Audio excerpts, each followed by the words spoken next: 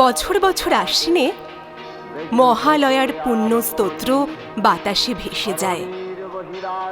কাশ ফুলেরা ঢেউ তোলে মাঠের পর মাঠ জুড়ে। বছর বছর ঢাকিরা ঢাক বাজায়, আলোয় আলোয় ভরে ওঠে গ্রাম, শহর, মফস্বল।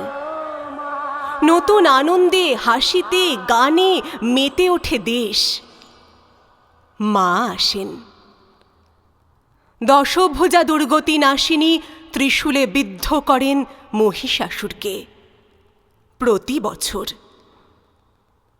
অসুর মরে না, মরেও মরে না, প্রতি বছর আবার বেঁচে ওঠে।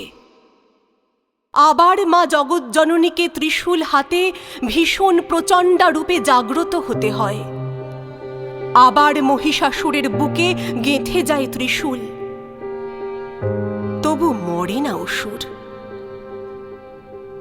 আসলে বছরে 4 দিন আমরা মা দুর্গাকে ডাকি, বাকি 361 দিন অসুরদের সঙ্গেই থাকি।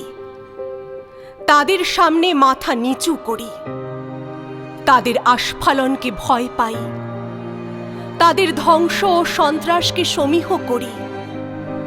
তাদের ভয়ে আমরা কুঁকড়ে থাকি।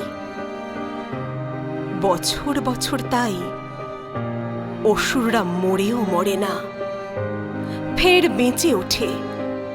বারবার বেঁচে ওঠে পাড়ায়, গ্রামে, মহল্লায়, শহরে, নগরে, বন্দরে, মাঠে, প্রান্তরে। আমরা পুজো করি না, উৎসব করি।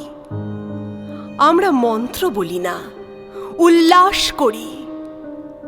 আমরা হৃদয়ে দেবীকে আহ্বান করি না, মনের গ্লানি আর পাপকে নতুন জামা কাপড়ে ঢেকে রাখি।